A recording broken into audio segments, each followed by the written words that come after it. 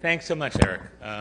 Your work and the work of the Entertainment Software Association has been really inspiring, from the Glass Lab that you just described with Katie Salen, which she'll be discussing in a few minutes with all of you, to your unwavering support for Eli Media and the Cooney Center's National STEM Video Game Challenge, and your really strong protection of free speech and freedoms.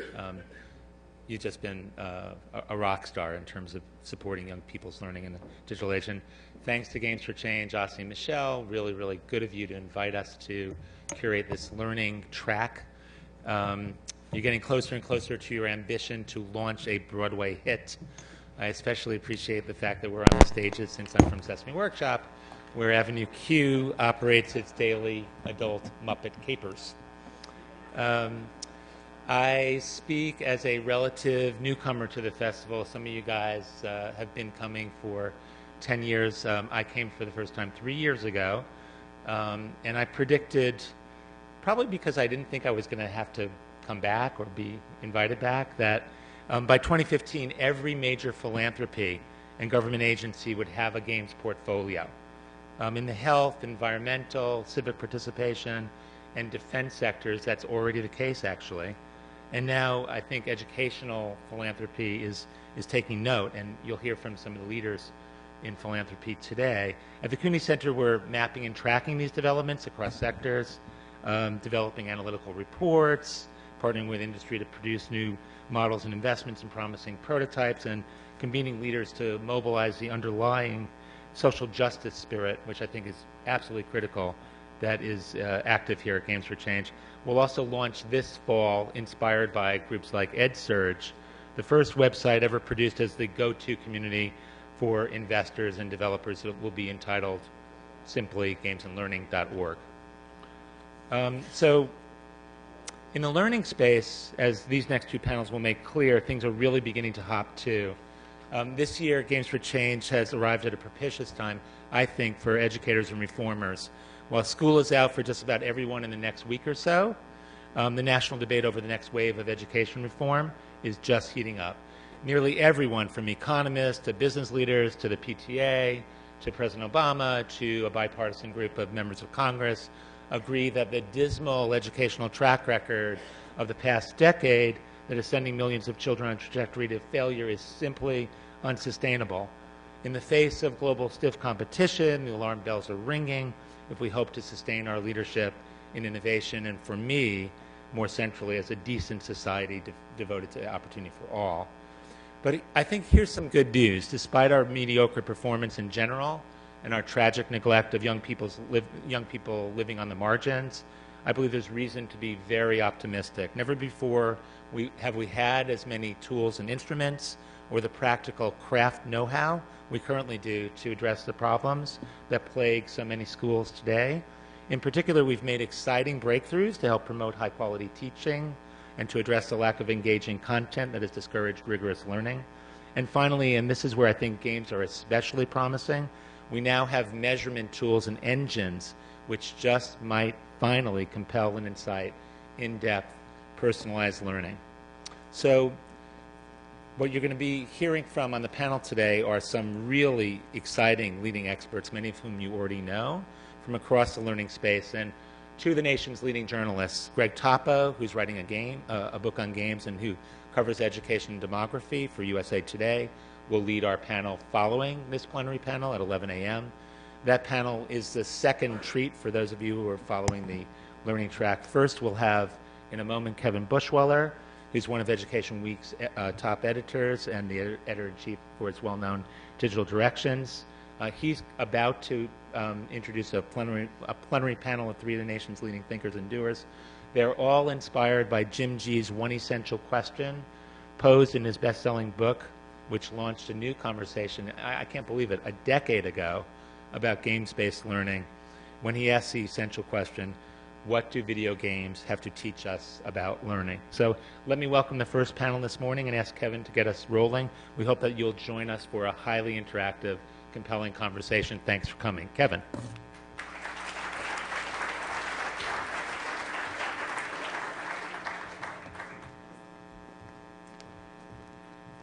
Good morning. I hope you all have had a nice big cup of coffee and you're ready to get into a good provocative discussion with some excellent panelists here. Thank you, Michael. As he said, my name is Kevin Bushweller. I'm an editor at Education Week, and I oversee our coverage of educational technology, news and trends, as well as a new line of coverage that is tracking the K-12 marketplace and new approaches to teaching and learning.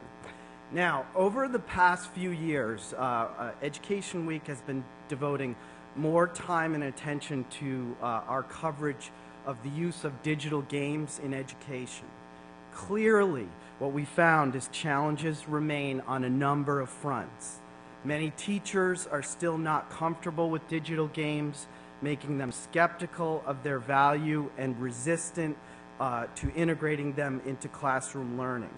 The current structure of schools, especially middle schools and high schools, does not provide the time or the flexibility to integrate games into learning in rich, meaningful ways.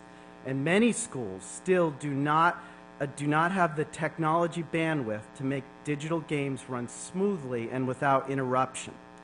But on a positive side, games can be incredibly engaging. They have the potential to truly personalize learning. They encourage problem solving and collaboration with peers, and they provide learning in an environment where it's safe to fail. That idea of creating a learning environment where it's safe to fail is where it gets personal for me. I have 4 children. My daughter, who just finished 4th grade yesterday, started the school year literally hating math, and that's a capital H. I always fail at math, she told me at the beginning of the school year. I hate it. Fortunately, her teacher this year began integrating math games into the curriculum. My daughter became increasingly engaged in learning math. She showed a resilience and a grit in sticking to it that I had really never seen before, and it was startling. And she ended the year improving her math skills demonstrably. The games, she said, made her want to try harder and more often, and she was less afraid of making mistakes. Dad, I can't believe this, she told me last weekend, but I actually like math.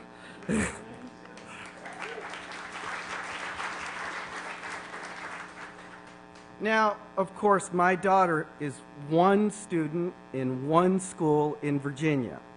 How does the K-12 system need to change to ensure all students, especially the ones in the neediest schools, are given the opportunity to use digital games to learn in new and more effective ways? How can schools replicate those models that are working? Today we have 3 outstanding guests here to address those and other questions and get a discussion started that involves you, the audience, as much as possible. We have some great issues to talk about. So let me briefly introduce each guest. On my left is Katie Salen. She is the Executive Director of the Institute of Play and a Professor of Digital Media at DePaul University. In the middle is Jim G. He is the Chief Games Researcher in the Center for Games and Impact at Arizona State University. And on the far left is Justin Leitis, and he is the Vice President for Games at Amplify Learning. So I'm gonna get this started. What I'd like to do is I'm gonna ask each guest to tell us briefly what you think is the biggest barrier to broader and more effective use of digital games in K-12 schools. And I'd like to start with Katie. Okay, thank you. So I'm going to preface my comments with the idea that they're a kind of rash generalization, so there's always exceptions to the examples that I'm going to talk about. But I did want to give a sense of the kinds of trends that we've been seeing. We've been doing work in schools for a number of years, really trying to look at, well, how would you work with teachers around bringing games into the classroom? And one of the biggest challenges that we have seen, both in our own schools, but also in the work that we've done with teachers across the country, is that there is a big misalignment between the kinds of pedagogy that games support and the kind of pedagogy traditional classrooms support. So if you think about a kind of continuum, I'm going to talk about the most extreme on both cases. So you can imagine games that don't fall into the description that I'm talking about. You can imagine classrooms that don't fall into the description that I'm going to talk about. So just keep that in mind. So when you think about a classroom at play, the kind of image that conjures up in your mind is a classroom that might look like a moment of controlled chaos, right? It's probably a fairly loud classroom. Students talking to each other, leaning over, having hands on each other's keyboards, sort of getting in each other's way, sharing information. You can imagine a classroom at play where the kinds of problem solving, the genre of problem solving is open-ended, that kids are taking different pathways through a body of material, solving different kinds of problems, not at the same time. You can imagine a classroom at play where the notion of time is not that, oh, you have 50 minutes to do this, but rather that this experience might extend beyond the end of that class period into the after-school space, into the home space, so that there's a kind of continuous working on that problem. You can imagine a classroom at play where the very first thing that the students do is they try to break the game. They try to figure out, well, how does this thing work? And I'm going to do all the things that it's maybe expecting me not to do, just so that I can really understand the system, because that's critical to me succeeding in this game going forward. So I actually have to fail a bunch right away in order to understand, well, what can I do in this space? What is it going to allow me to do so that I can now problem solve? So that's what a sort of classroom at play looks like, again, on one end of the spectrum. You know, a more traditional classroom probably looks the opposite of that, right? You have, it's probably very quiet. It may be that the only person talking might be the instructor or one child who sort of raised their hand, one child at a time. You can imagine that the kids are probably all working on the same kind of problem at the same pace. There's an expectation at the end of 50 minutes that there's real closure to that, so we finish the worksheet or we finish the video that we watched. There's a sense that failure, to your point, is probably a really negative thing. And that what you want to do in that classroom is succeed as quickly as possible, because often you just want to get through the task. So what we're finding is that the way in which many teachers have been trained to think about running a classroom looks totally different than what games really need to be productive when brought in the classroom. And so what you begin to see happening is when a teacher that has the mindset of that traditional classroom brings in a game, they treat that game in the same way that they might treat a textbook. Or they might treat a kind of scaffolded experience where all kids need to be proceeding at the same pace. Or that failure notion looks really different, that they want that kid to succeed as quickly as possible rather than, oh, actually that kid's going to fail for 50 minutes, and 2 weeks from now you're going to see the sort of gains that they made through that failure. And so we're finding that mismatch is incredibly problematic. And that it's leading to a way of treating games being brought into the classroom that goes against their very grain.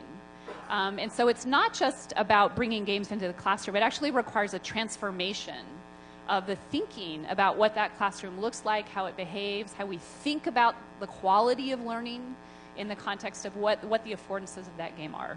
Thank you. Jim? Well, I'm tempted just to say what she said. But to put it another way, the problem, the barrier to bringing schools to games is two of them. One is games and the other is schools.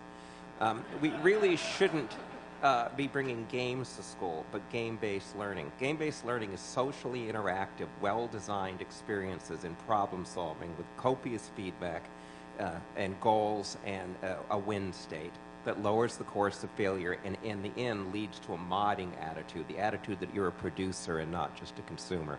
As Katie said, our schools are not set up to do that. They can't even make everybody a writer. And that was the modding state for literacy. Now we live in the maker movement, the fab movement. We can't trust the paradigm as it is to make people producers when they failed for over 100 years, maybe thousands in literacy. So as Katie said, we have to have a paradigm. We have to see game-based learning as a paradigm change in our schools, which I would want to stress, the only way we're going to get a paradigm change in our schools is to get a paradigm change in our society. simply thinking you can reform schools without reforming society is a non-starter. We have to have a society who wants and wills people to have a modding attitude and to be producers and not just consumers. So following these two is a daunting task, but I'm gonna be brave and say I actually do believe there's a place for games, really not just games-based learning, but games in education.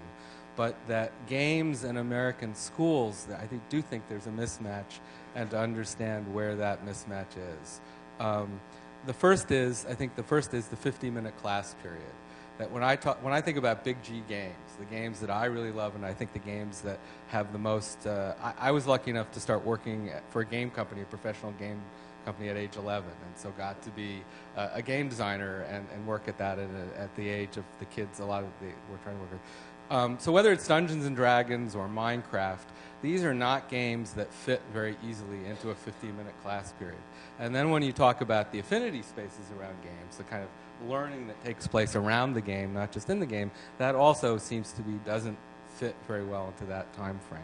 And then the second problem, I think, is going back all the way. I looked this morning because I wanted to make sure that it was true into Homo Ludens, the Huizinga book about people being, fundamentally playful, play being a fundamental human need.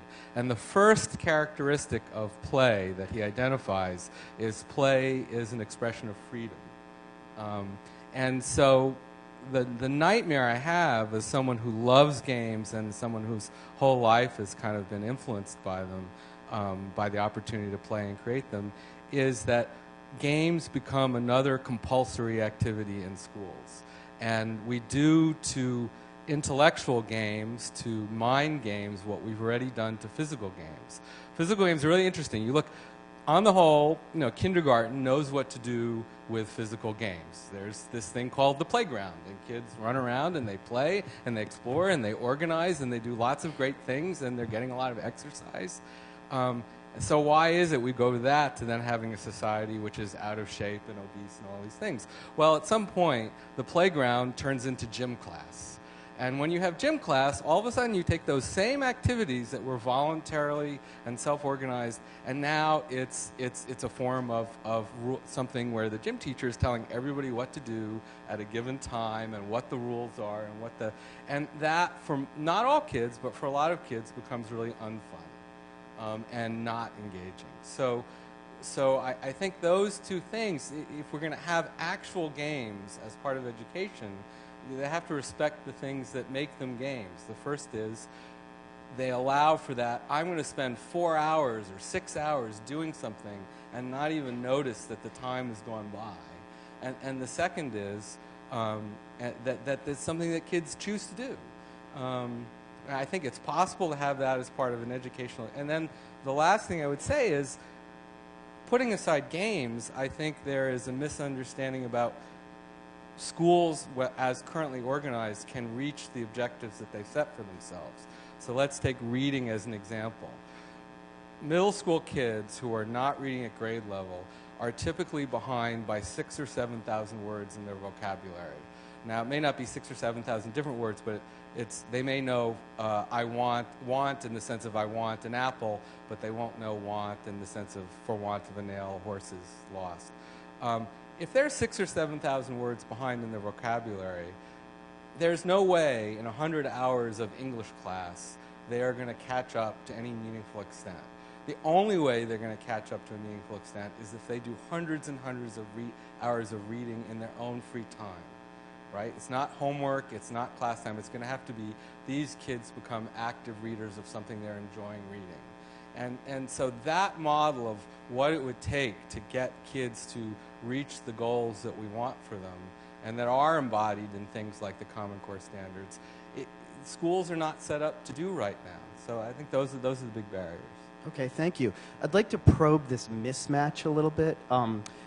If you can, talk a little bit about if there are models out there that are doing a good job, how, what they are, and describe how they work. And also, I'd also be interested in sort of understanding better whether the next generation of teachers is going to be more oriented toward using game-based learning because they've grown up with it, and what schools of education need to do better to prepare future teachers to integrate this type of learning. Katie? So when we look at the types of pedagogical models that have a better alignment with games, there's actually a bunch of them. So project-based learning, in some sense, has a lot of alignment with how games work. So teachers that have been trained in running projects in class where kids are given choices about what they, like the maker mentality, what they might make. Again, the classroom may look much more uncontrolled in some way. There's a sense of a kind of constant formative assessment mentality around project-based learning, where you're really looking at every moment, trying to give those kids feedback on how they're doing on their work in order to sort of continue to improve it, rather than saying, oh, we're going to do this worksheet because we're going to take a test about it, you know, a week down the line. Inquiry-based learning, so lots of science classrooms actually have a lot of affinity to game-based learning. So this notion of running experiments and doing inquiry and discovery. So you actually see pockets of those in lots of schools. But they tend to be either one type of class like a science class, or they tend to be a special day where or a special week where you're going to do a kind of project-based learning, and it's the exception, not the norm in a classroom. So those models do exist out there. And again, I think that in almost every school, there's probably one teacher that's running a fantastic classroom that could really support game-based learning. Jim? Well, so an example of what Katie's talking about that is High Tech High in San Diego. By the way, no school is perfect across the board, but that's a very good example of project-based learning that is well mentored and has the features she just described. Since she's already said what I would like to say anyway, let me say something else, and that is, it's not that I don't advocate bringing games to school. It's that I advocate bringing all the tools we need to school, right? Let's set up good at learning and bring all the tools so that we don't create the textbook again. That is one thing that does everything. And one good example that was raised, and a very important issue, the vocabulary issue, is very important because we know that a kid's vocabulary at 5 correlates with their school success for the rest of school, not first grade, but thereafter.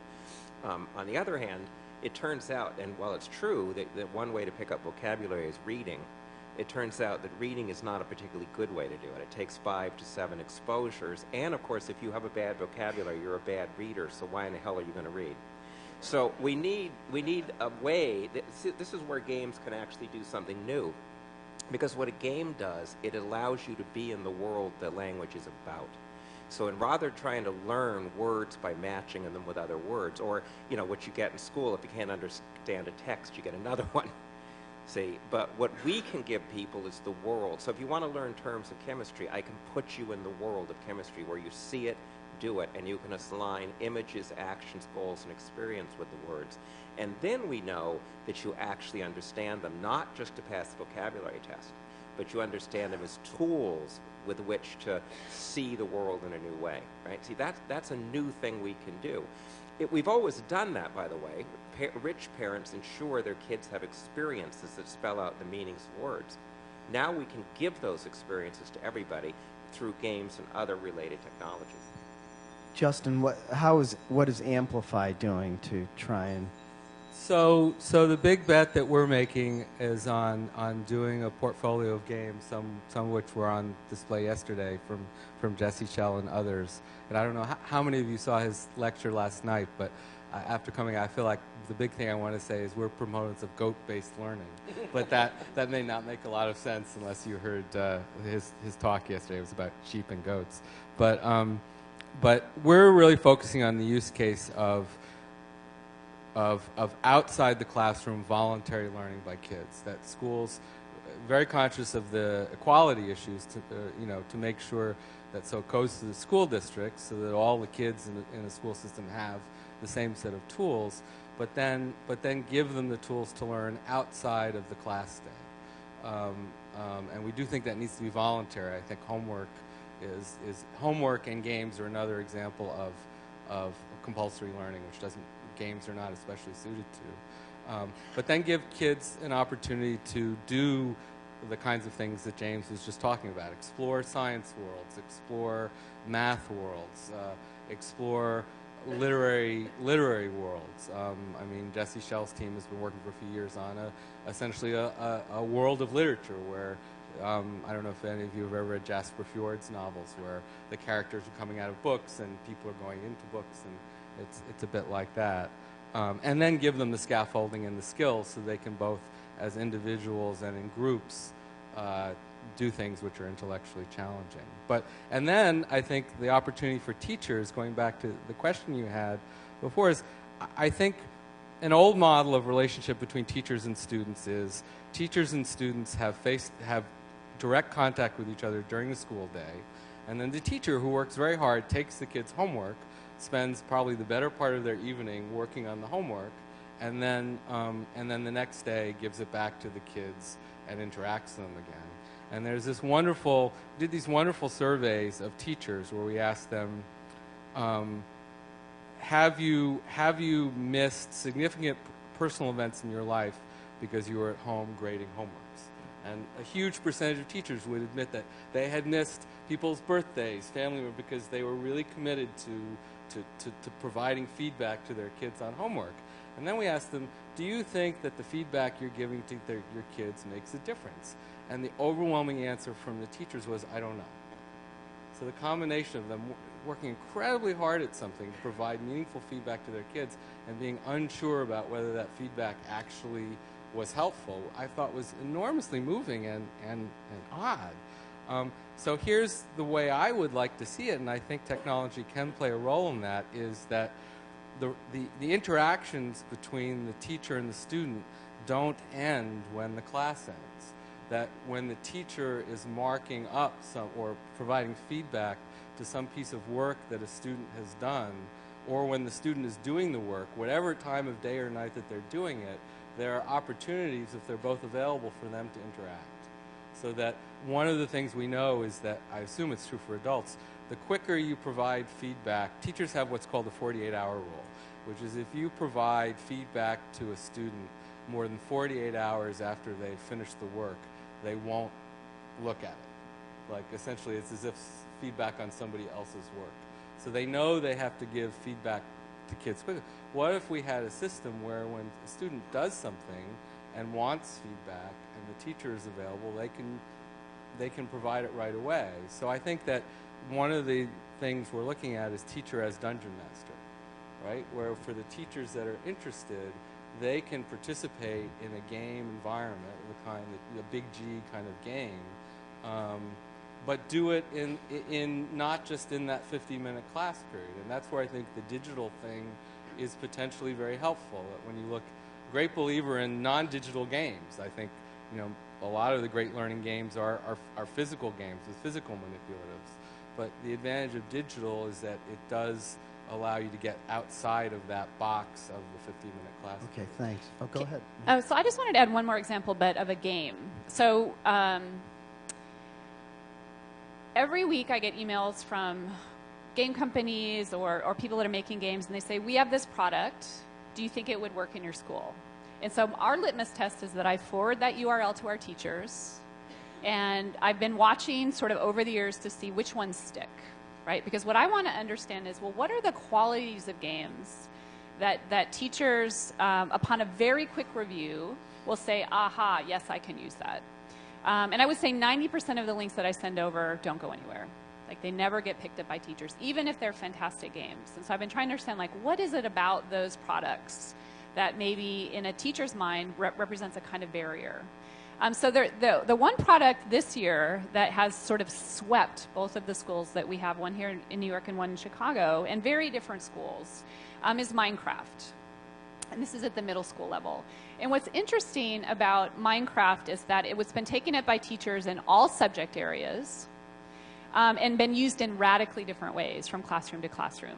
So used in a science class for kids to build virtual roller coasters, used in a wellness class for kids to develop a video-based project around cyberbullying and bullying, used in a math class for kids to construct worlds based on probability and sort of geometry. And so what's been interesting is that there's a quality of Minecraft is because it's so simple in some way, that teachers were able, and this is again a quality of games that we see, that it's so simple that teachers could immediately project into that space a sense of what they could do with it, rather than the sense of, oh, this game has come to me fully packaged in terms of what it wants to do for me and what it is going to do for our kids. It also has no content in some way, so teachers were able to bring in the content into the context of the game, and it's really just about a modding activity, right, that teachers then were able to adapt. So let me jump in. So I'm Yeah. going to be really undiplomatic, and I think the general thing at these conferences is to be kind and nice to each other, but I saw the Minecraft EDU presentation a couple days ago here, and the guy was a very well-intentioned teacher who then, because he was so active in the Minecraft modding community, got hired to do this stuff. And he was very proudly displaying kind of showcase examples of what teachers had created with Minecraft and learning experiences. And I have to say, I was, as someone who, you know, is interested, I was horrified. Like, these were and so the one that he was most proud of was from an Australian teacher, where he wanted to help kids understand what happens when you heat something when it goes from a solid to a liquid to a gas. So what he created in Minecraft, is hilarious, it was really funny and you remembered it, was the students were all Minecraft characters in this little enclosed prison, and then you heat, surrounded by wooden walls, and you set fire to the walls in Minecraft, and then they all panic and start to get out of the fire and run, and that sort of was his analogy of a fluid. And then you heat it even more, and you heat the outside walls, and then they all scatter, and that was his example of something becoming a gas. Right? And this was the showcase. And I thought about that when we do science games, and the alarm bell that rang is that, well, that's a memorable example, but it's actually not a really good way, I mean, to teach the thing he was trying to teach, in part because the metaphors involved introduce all of these misconceptions or weird things, you know, agency of, well, so atoms, when you heat them, they don't like being near the thing. It just seemed to me weird and unnecessary, like trying to, and I think the problem is, if you take, Minecraft is a wonderful, wonderful game. I'd be very glad my own kids play it, other kids play it. It's not at all a criticism of Minecraft. But you take an existing game and then give it to a teacher and say, now create an educational experience out of it, I think often creates these kind of weird mismatches, which I actually don't think are good educational experiences. Katie, do you want to respond to that? Well, I was just going to say, do you think that's the property of the game or the property of how a teacher thinks about the learning that they're going to do with their students? I think what happens is Minecraft is a wonderful, wonderful game. So what happens is all these teachers who themselves like to play Minecraft say, I like this game, I like teaching, I want my kids to learn, therefore I'll take this thing, sort of like I have a hammer, so everything is a nail. The people who designed Minecraft did not design it. I mean, one of the person who invented the Minecraft genre of games, Zach Barth, who did a game called Infinity Miner, which all Dwarf Fortress and Minecraft are all based on, he's doing games for us. And when I first talked to him, he was hard to reach, like you couldn't find an email address, and I finally found a way of contacting him and sort of said, and he opened up right away, and the reason I was talking to him is he did this game called Space Chem, which everybody said, if you want to do science games, Space Chem is the great example of a science game. And I said that to him, and he said, well, no, Space Chem's not a science game. It's a game for people who like science. Like that, it's a science-themed game. But I would really love to do science games, but if I'm going to do a science education game, I have to do something different than what I've done when I did those other games like Infinity Miner, and think about how the learning is going to be baked into the mechanics of the game when I designed it. And I could do that. I'd love to do that. I can use the same skills I used as a commercial game designer, but that's not taking the games I've already done and repurposing them. So I just think, I mean, that's, we talked about this a little bit before. There's an enthusiasm in education for taking something which is great and then applying it to everything in education. In earlier generations, it was the television set. You know, we'll make everything, there's a whole history of technology in education where whatever the technological innovation is, we'll just use it to try to solve all of education's problems. Let's get back to the big picture a little bit too. Jim, you have a new book out, The Anti-Education Era, that is very critical of the current education reform movement. Can you say a bit about how you think games fit into needed reforms? Because we're sort of getting at this, but in a very detailed way. Well, but the let's book get was back to the big originally picture. called On Human Stupidity, but the publisher wouldn't let me use it. I mean, the book basically makes a very simple argument, which a lot of people are making, and that is we are facing, catastrophe. Complex systems are out of control: global warming, global economics, environmental degradation, inequality, and we as a society rootedly ignore evidence, right? And evidence is not something that's just in science. Evidence is respect for the world. It says that if you do something in the world, you should listen to what the world does back, because if you don't listen, it'll bite you. And that's a core property of games, by the way. Gamers know I better pay attention to what the game does back, otherwise it will bite me, right? So this is not just science, it's respect for the world. Now, we're at the time, though, where human stupidity is liable to put us out of business. While we have a rhetoric that schools should be about jobs, judged on an accountability of jobs, for a society where 3/5 of the jobs suck, and where we have virtually eliminated living wages for 3/5 of the job. Do you want to have your goal as a teacher to prepare Walmart workers? See, so school has got to be about making people smart. Now, where digital media can play a role is digital media and social media can make you stupider or smarter depending on how you do it. It can make you stupider if it puts you in an echo chamber just listening to people who agree with you, which is what a lot of it does.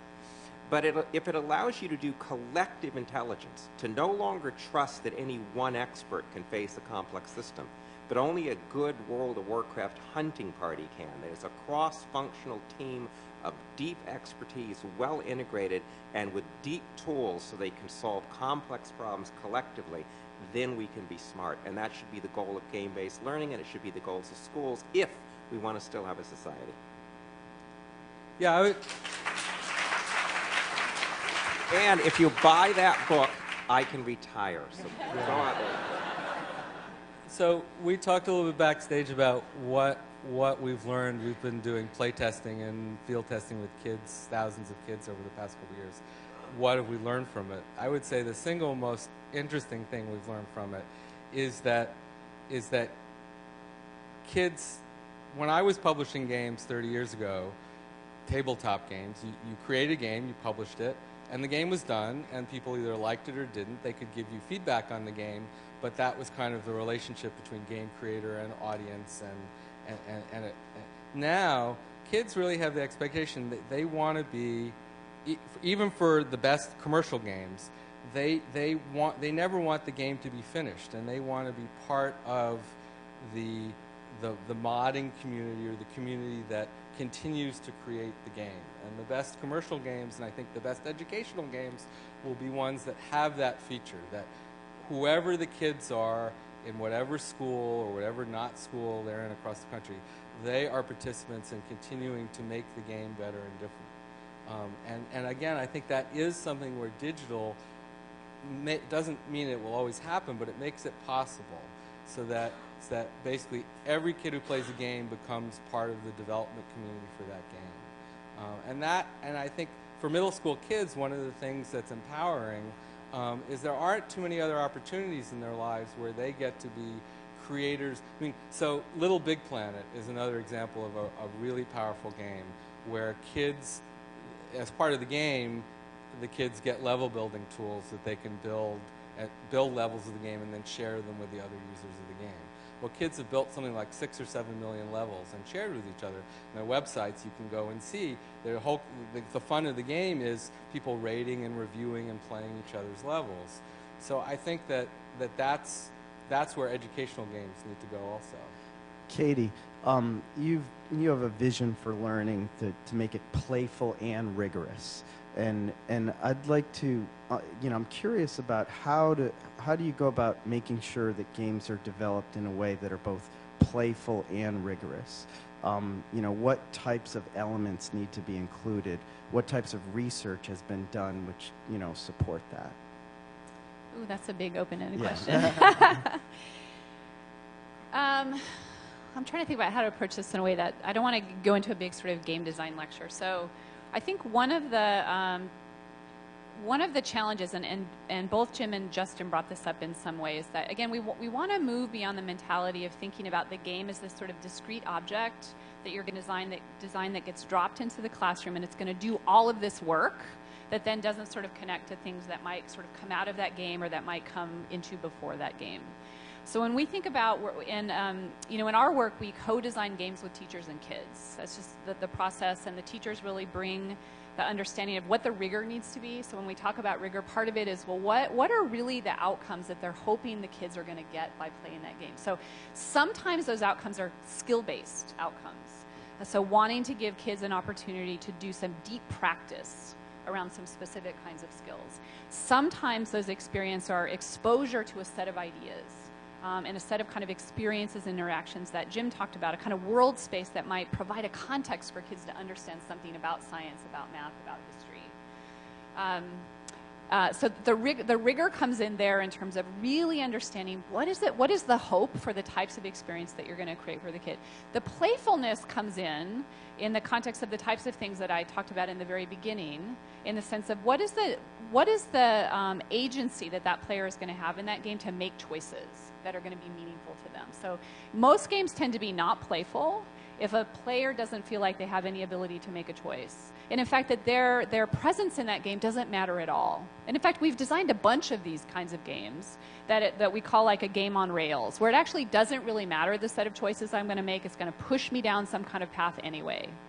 And so we wouldn't consider that a kind of playful type game. So that's the balance that you really have to have. And again, you have to think about, well, what is all of the other stuff that's happening around in the classroom, in the home space, in the after school space that can be leveraged in the design of that game. Maybe the role of the game is to simply provide a prompt, a set of experiences that then get built on in a whole other set of experiences that aren't in that game at all. And so that's another way of thinking about rigor, is that to stop thinking about the game as this sort of, again, discrete closed object, and rather that it's a kind of open space that's intended to make connections to, again, a whole set of pedagogical experiences that those teachers are designing with their students. Jim, did you want to follow up on that, or you're nodding your head? No, I mean, that's what I'd say. I mean, again, I think, we should ask what sort of learning do we want, and then say, how do we resource it with the best tools? And that means beginning to say, what are the best affordances for different tools? I personally think games are very good for preparation for future learning, very good for motivation, for creating a modding attitude, but there are other tools, and the game should be an invitation. I want to comment on the Minecraft example, though, because I think it's important. I mean, that is a bad model, but it is a model. And what you're teaching in science is not a bunch of facts. You're teaching model-based reasoning. Now, as Will Wright has pointed out, games are model-based reasoning. You have to think, how do the rules interact such that I can leverage them for my own purpose, and you have to build a model in your head. In that sense, they're like scientific reasoning. But one of the things you could do with Minecraft and could do with that model, and what you want to do, is have a whole set of models on the table and say, because no model is perfect, and you need to get rid of the misconceptions. So what you want is meta-representational skills, meta skills, to be able to think, what is modeling? And if that model was put on the table with others, it could be part of a very good curriculum. And so we really have to start to think of the curriculum and not one piece of it, right? And how it's used, right? I think that model-based reasoning is a core 21st century skill. As I said earlier, it's not just a scientific skill. You really can't survive long in the world if you can't model the stuff around you and make intelligent choices about what to do. Thank you. I agree with that, but I guess my thought would be the wonderful thing about, the statistics about kids playing games now is it's all pervasive. It's not just boys. It's 97% of kids are playing games now, and I do hope that we should encourage kids to play good games, which are the kinds of games which encourage exactly the kinds of skills that Jim is talking about. I think the good news is, as evidenced by Minecraft, we don't really need schools to give kids Minecraft, right? They're playing Minecraft, and there is an accessibility thing. I would love to make sure that every kid has a chance to play Minecraft in their own free time, but I'm not so sure that actually is those particular sets of skills the game actually teaches without the school system's help. They're playing it. We had a conference down, one of Katie's teachers and some other really thoughtful people. We had a conference like this in Washington, D.C., and one of the participants' sons, who was 11, because I guess he had gotten the day off from school to see his mom up on stage, spent the whole day in the front row playing Minecraft, right? And he was doing that, and it was great. But I don't like that. Our school system doesn't need to do that, right? I think where our school system, I do think this is where the Common Core is relevant, although I think it gets tossed around in ways that are not helpful, is there are a certain specific set of skills above and beyond problem solving, which it is useful in our society for everyone to know, around reading, writing, certain kinds of basic math skills, certain kinds of scientific inquiry skills. And those things, I think, our commercial games will not teach. The schools, and there's no incentive for them to teach those skills. That's where I think educational games that are accepted by schools as things which help them teach the things that they're supposed to teach can be uniquely helpful. And since you mentioned Common Core, that's a question I want to bring up.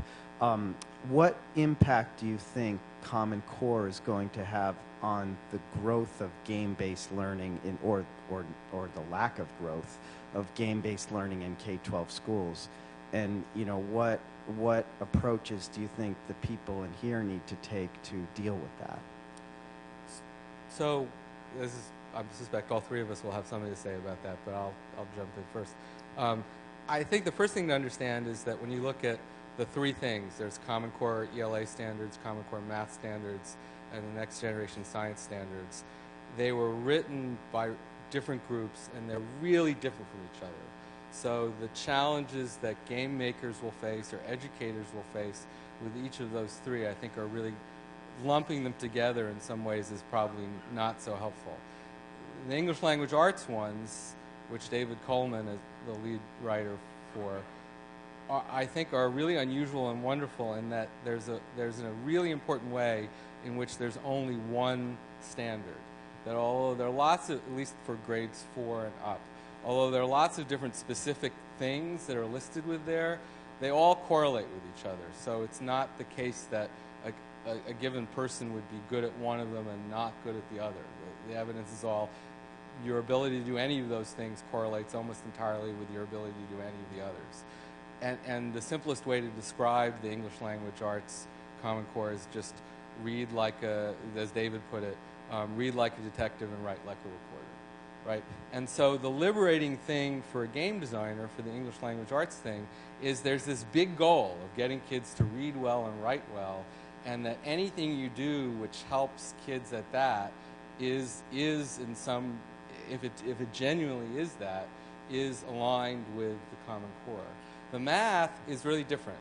Math is a set of, where Jer Confrey, who works with us and others did, is a set of very specific learning progressions where after decades of research, we have found on balance that this is roughly the right order in which it makes sense for kids to learn specific math skills. That if they learn fractions before they learn algebra, before they learn something else, that is a helpful way for kids to make their way through a mathematics curriculum.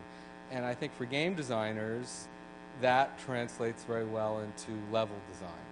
You can sort of say, okay, if there's an order of things that the educators seem to think it makes sense for kids to learn math skills, then we can build that kind of sequence into how kids learn things in games. The science standards, I think, are a bigger challenge because they are written by not individual people like David Coleman, but by groups of people, so they're more, my experience of them or my reaction to them is they're more of a hodgepodge. So the challenge you face as someone trying to align with the science standards is there are so many of them and they're diverse, it's a little bit hard to see where the forest is for the trees. Jim, what's your take on the effect Well, that you know, I don't think that Common Core standards are bad as they're written, but I don't trust top-down standards. You know, the original standards movement started with very good standards coming out of the math organizations, science organizations, and then they got into the institutional structure of assessment in schools. And I think any top-down standard given to our current school system and publishing system is like giving crack to an addict. It'll just simply be dumbed down. And the other thing is I'm struck by the fact that when you go to communities of people, like when I was a linguist, nobody wrote the standards for me. I learned the standards by participating in a community that indigenously monitored each other and had paradigm examples of what counted and which changed over time, you hoped. And so I much prefer to see us create deep learning communities, affinity spaces, that are not age graded, that have different degrees of expertise, where standards emerge, perhaps, God forbid, different standards in different communities, different forms of excellence, and then are monitored in a rigorous way through paradigm examples. That's how standards work in the real world. As long as we keep punitive accountability, and we have places like the Gates Foundation, which fund Common Core but have an punitive accountability measure, then standards are suspect, right? You know, we have lionized Finland, saying, oh my God, they do so well in all the tests, we should go get their magic curriculum. And the head of the Finnish system came over here and said, well, I'm sad to tell you, we don't have any magic curriculum. We only have two things, neither of which you have.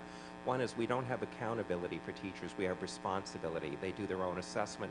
They create their own standards. And we have equality rather than inequality.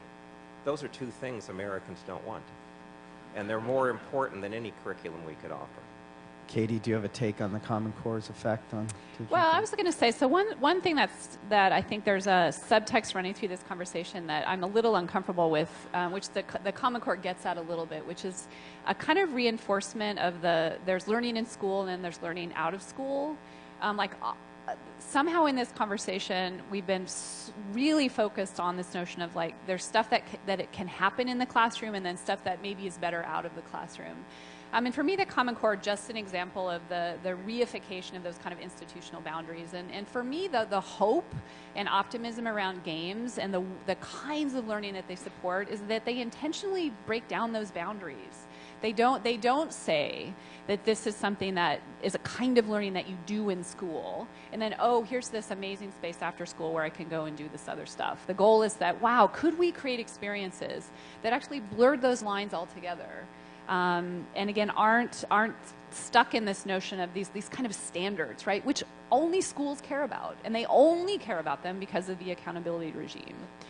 So that's where I get a little uncomfortable, and I wouldn't want the future of this group to get stuck on how are we going to react to the Common Core. Like that just feels like a path not to go down. You have to understand what the Common Core is trying to do. But instead of being reactive to those, why not try to pull the other direction and say, well, what can the Common Core learn from what we know that game-based learning might do? Yeah, I think Katie's right. I mean, I think if there's a single thing, I guess I would say, is that if something is a really great learning experience, it will be, I think, at least for the math and the English standards, it will result in kids, even if it's not the intention of the learning experience, doing better on those things. I mean, that they're well written enough that in a sense you can ignore them and trust that the thing you're doing because it's the right thing to do in terms of educating the students will be reflected in those things. And if it's not, then it's the failure, probably not of the standards themselves, but in whatever assessments that have been designed to measure progress on them. But yeah, so I'll go back to your example of your daughter. So again, the thing for me that is valuable about games is not that your daughter learned math, but she gained an identity of someone who could be good at math. And in fact, what we know that games do is that they provide opportunities for kids to develop identities around kids, that ability to be empowered, to have agency, to make choices, to have a disposition around a way of thinking in the world that isn't about the content. And so that's, again, where it gets very problematic to say, should the work that we're doing around games be led by this notion of what are the standards?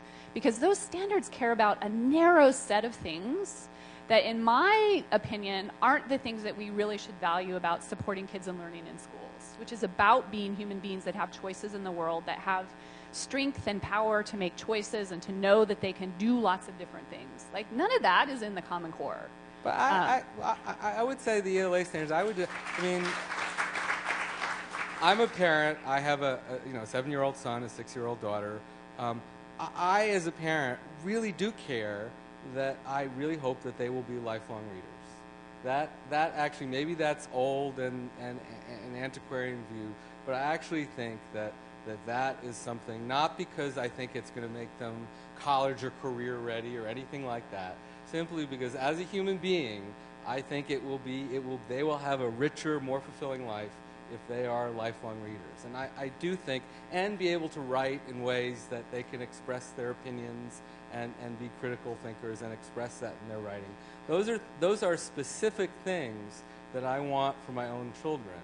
And my own sense of the English language arts Common Core is that's really all they say. And I do think that those are specific goals that not every game teaches, or not every game should teach. So I don't want to get it to be too. I worry that actually I don't actually care for my own kids whether they have 21st century skills. In a way, I want them to get the skills that 19th century kids who were lucky enough to go to really elite schools in the 19th century, the skills that they got. Right? I actually think those liberal arts skills are of all things in our society have changed. I think those things are still important. And they're not the only things that matter, but I do think they're important. I'll say something about literacy and reading. I certainly agree with you. Kids should read and write, but reading and writing are problem-based skills. They're problem-based learning. And one of the interesting things you see in the history of literacy is people who get educated, that is, who get literate, can get literate in two different ways. One, they can become very complacent with the status quo, right? Their education and their literacy becomes a way of investing in the status of their society and not a way of investigating it, not a way of challenging it. I want people to be able to read, especially in the current society where so much is a scam and we're duped so often. I want people to be able to read as social, political geographers of society so that they know what is this complex system in front of me, how can it be leveraged for transformation. And that type of reading is not historically connected just with getting literate. It's getting literate, again, in this modding way where I look at text as designed to do stuff and I learn how to do it. But in a very core way, I learn how to ask questions about the status in society and about the structure of society. And that's crucial today, where we have such high inequality. So, and I agree with Katie that, I'd rather than standards, let's have a Bill of Rights for children that is about society, school, family, and homes, what every kid is entitled to. Rather than standards made up by bureaucrats. Okay.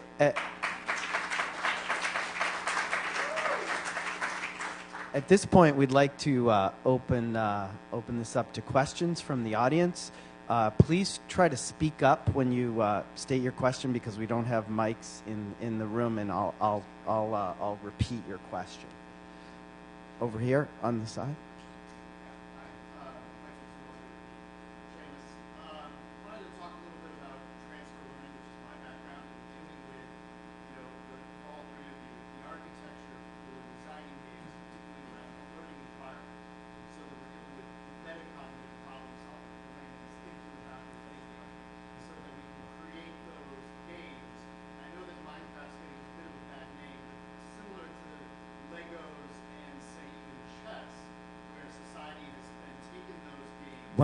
Can you what's the question?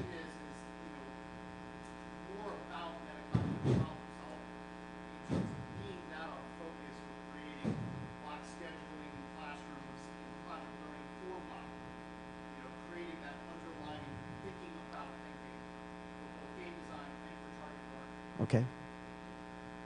Well, there's, for one thing, whether it's literacy or games, you're trying to teach people to write and think like a designer, right? Unless the person is interacting with a text or a game strategically at a meta level, they're not playing it in a value-added way. So one of the goals of schooling is to make people think like designers, right? The other thing about transfer is there are two important notions of transfers that games and other types of learning like that are good at. One is preparation for future learning, which is easily testable. That is, did this make you a better learner down the line, whether you're learning with a game or not? Dan Schwartz has a way to assess that. It is accessible, and it's very important in a world in which a lot of knowledge will go out of date, that you're prepared for future learning. The other sense of transfer is literally moving. Did playing this game or doing this activity make you move over to a new activity and take that on in a new identity, right? Those are the two senses of transfer that I think are important. Look at where the person's been and where they go, and did you prepare them when they go there to be a better thinker and a better problem solver? All right, let me try to get to the audience because we do have a lot of questions here. Right here.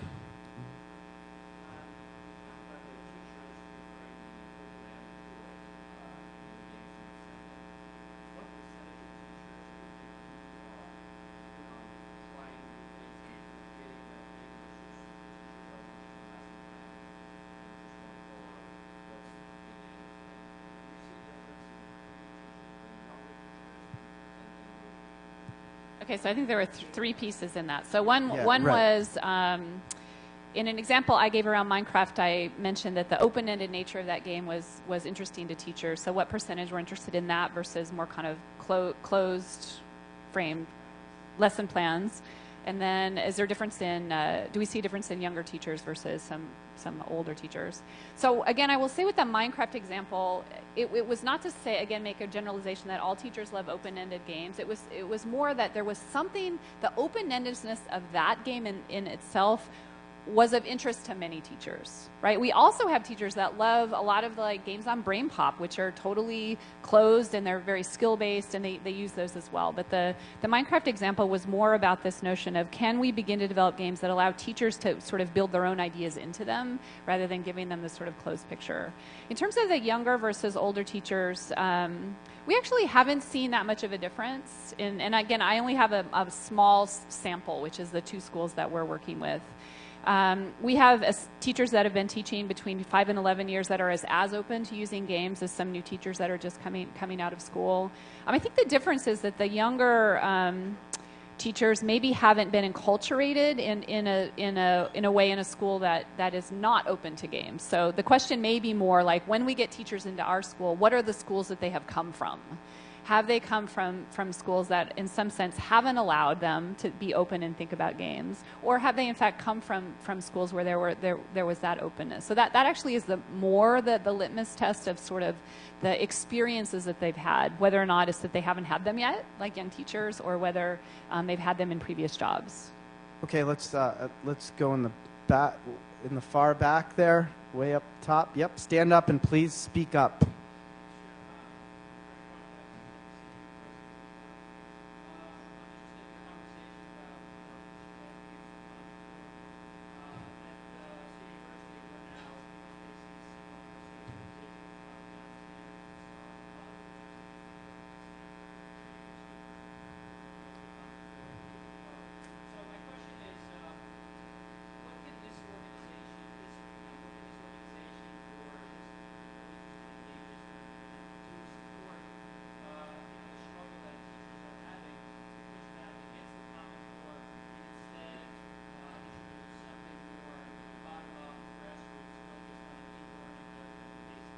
Okay, so the question is, what can this group of people do to push back against the elements of the Common Core that they don't see as helping education, right? Yeah, particularly regarding game-based learning. Oh, okay, Jim, do you want to address that? I agree with what Katie says. This is question of strategy, and I wouldn't make the Common Core the big deal. I'd make one thing is I'd say we should do two things. This organization could be a very big part of that, is what does real paradigm change look like? And colleges are an area of such inertia, such stupidity, such out-of-date structures. We could start with them. But let's ask, what does a paradigm change look like? And then let's ask, how do we re-professionalize teachers? how do we put back responsibility and accountability so they're making judgments? They're left out of these discussions. We're never going to have good schools unless we return to them their professional dignity. How many teachers want to teach in a conceptually deep way? 100%. We got to get their shackles off. We've got to give them back their dignity. And we can do that too, because we can make things like platforms and affinity spaces for teachers that are full of digital media that make them experts and have them making curriculum that read professionals. This organization can do both of those, and it never needs to even mention the Common Core standards. Okay, we have a question right up front here. So one promise of the transition to the next generation of assessments is a transition of us from assessment of teaching to assessment for teaching. So evidence that serves, informs, and enhances teaching and learning processes. What role could games play in that transition? So the question is, what role can games play in the transition from assessment of teachers to assessment for teachers? So I think, I mean, as a the company I work for, before we became, as for 10 years did and still does, formative assessments and diagnostic assessments of early reading skills. And so we have 3 million kids in our database and terabytes of data about them. And I had the great pleasure of being able to work in that data set for a few years before I started working on game stuff. And the thing that really struck me, and when I talked to thoughtful, this is sort of a Nate Silver point, I think, for any of you who have read Nate's wonderful book about the signal and the noise, is that what data does for a good teacher or a good curriculum designer, it doesn't answer questions, it helps you to ask really good questions. So I think that even at the level of formative or diagnostic assessment, I don't think our games are very good at telling or concluding exactly what a kid knows or doesn't know.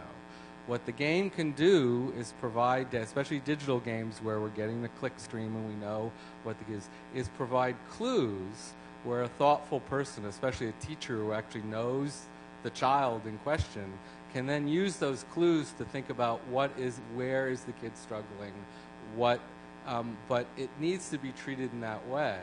So I think like the dashboard mentality, where what we give is a set of red light, green light, yellow light for a set of skills, and the game helps you diagnose where the kid is on this learning map. Giving that to a teacher is actually, I think, profoundly unhelpful and maybe worse than nothing, because it actually gives a false sense of certainty. What we learned from doing data systems in New York City is what teachers want is they want all the data. Like, tell me everything. Don't give me the headlines, because the headlines are oversimplifications. I have a real kid. Give me everything you can tell me about what the kid's doing. And so I think digital learning, because we had a wonderful example from a teacher in East Haven where she was team teaching a class, and the kids were doing writing in class. And there was a kid in the back of the class a girl who had never raised her hand before, but the teacher knew was one of the better writers in the class. And she could see, because it was all digital, that there was a writing prompt that was something about what makes you anxious. She was writing this wonderful thing about how being 5'11" in 5th grade made her feel awkward and shy. But incredibly well written, and exactly writing using the skills that she was trying to teach the kids at that moment. So because she could actually see that was what the girl was doing, she sort of walked over and said, can you get up and read this to the class? And that kind of ability for the teacher to see what a student's doing, interpret it in terms of the socio-emotional and everything else that they know about the student, that's a wonderful teaching moment. Okay, So we only have time for one more question, so or two more, I'm told.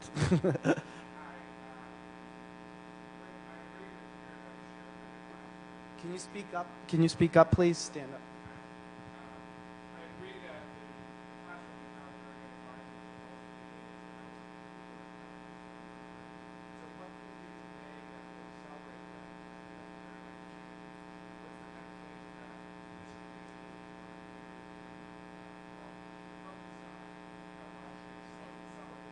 So the question is, what should the gaming community do to accelerate the changes needed to do things in a more positive way?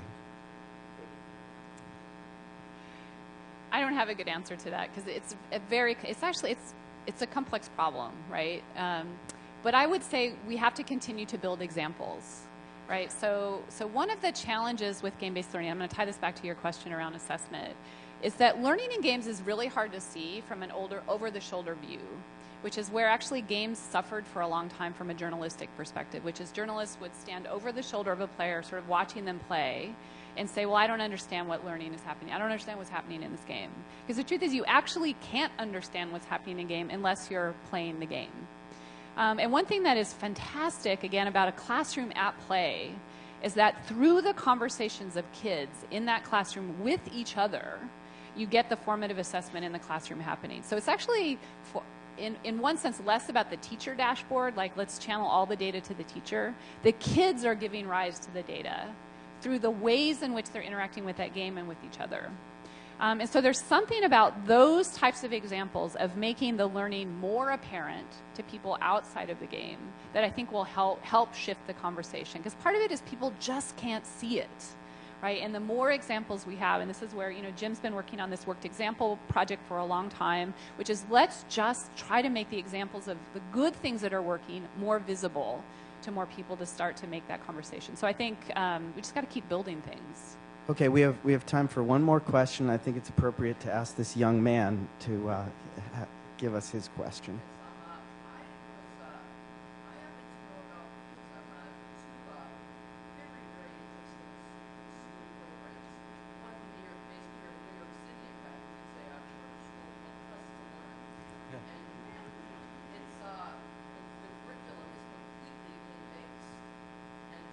She made it. Yeah.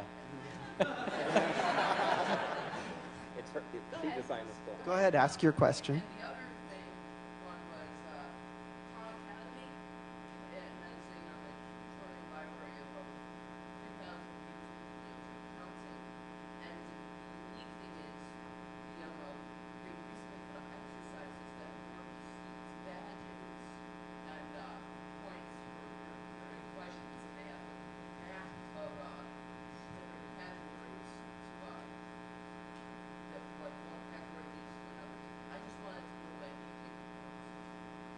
What do you think of questions? Thank you. That's a good question. Well, so I would say about Quest to Learn is that it's an example of what can be possible. So to Jim's point earlier, no school is perfect. So Quest has lots of problems, but it's actually doing some things really well. So I think it's great that there is a place where actually lots of teachers can have an opportunity to build games and have them integrated into the classroom. Again, Khan Academy, same thing. I think there's some things that it's doing in a really interesting way. Certainly the notion of making the kind of pathways of learning really transparent to kids is super useful. And we know that one thing that games can do really well is incentivize learning. And so the badge system that Khan Academy is using also is an attempt to sort of incentivize kids to want to learn more, to kind of push forward. So I think it's doing some interesting things there. Okay, thank you very much. Please give this panel a big hand.